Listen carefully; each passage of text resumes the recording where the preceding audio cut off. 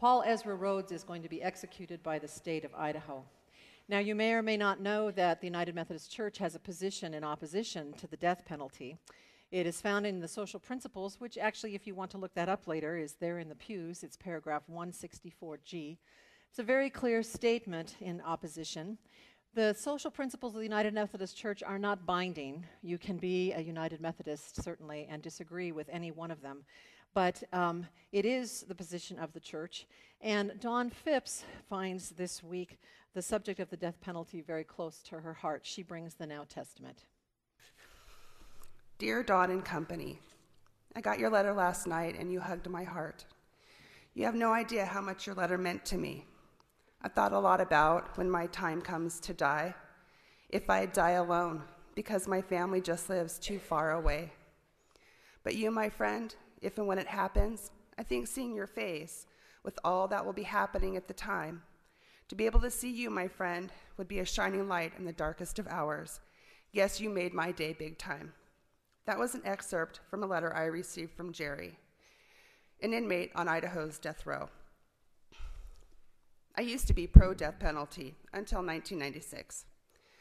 I was working at the men's prison as a nurse, and while working there, I realized that every single person that breathes air on this planet has at least one redeeming quality. Everyone has someone that loves, misses, and cares about them unconditionally. My friend Ann worked for the State Appellate Public Defender's Office, and in her 20-plus years there, she developed friendships with the inmates they were defending, the death row inmates. Among the men she considers friends are Daryl Payne, Timothy Dunlop, Paul Rhodes, who will be executed on Friday, Azad Abdullah, and Gerald Jerry Pizzuto. Jerry Pizzuto is in his late 50s, diabetic, has severe diabetic neuropathy in his legs from the knees down. He's in a wheelchair. Jerry has suffered 2 heart attacks, a stroke, yet when he is taken to the shower or medical in his wheelchair, he is handcuffed behind his back and his ankles are shackled. Although I received a letter last night that he's been approved now to be handcuffed in front. Jerry hopes that God takes him before the state issues its death warrant. Jerry makes beautiful boxes, and I brought one today. Ann told Jerry that I love the boxes that he makes, and could he make one for me? From the day I got it, that box has been on my desk at work. Me being me, I sent a thank you note, and that was in December of 2009. Jerry wrote back to me, and me not wanting to be rude, I answered his letter. He again replied. For almost 2 years now, I have been pen pals with Jerry Pizzuto. I send him pictures of the outdoors, and he loves the pictures I sent to him of my trip to San Francisco.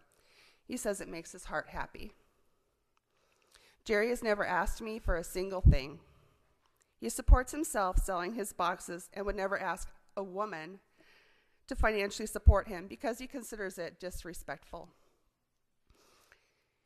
He has never been appropriate nor made me feel uncomfortable. He is a human being, and that is exactly how I treat him. He's already been judged, which is evidenced by him being in prison on death row.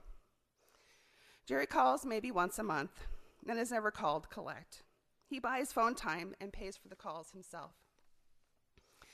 Jerry's been calling more frequently since Paul Rhodes received his death warrant. Jerry is waiting for a decision on his last appeal, and it should come within the next couple of months.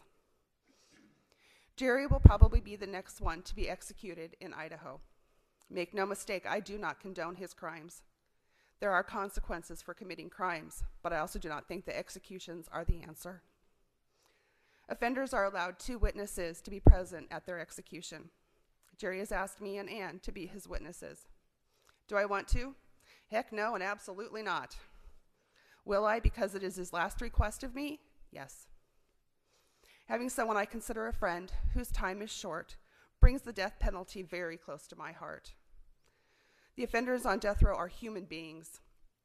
My friend will be executed by the state of Idaho, and at this point there is nothing I can do. I am glad the United Methodist Church opposes the death penalty, and I hope some of you will join me by standing up and speaking out. Here ends the Now Testament.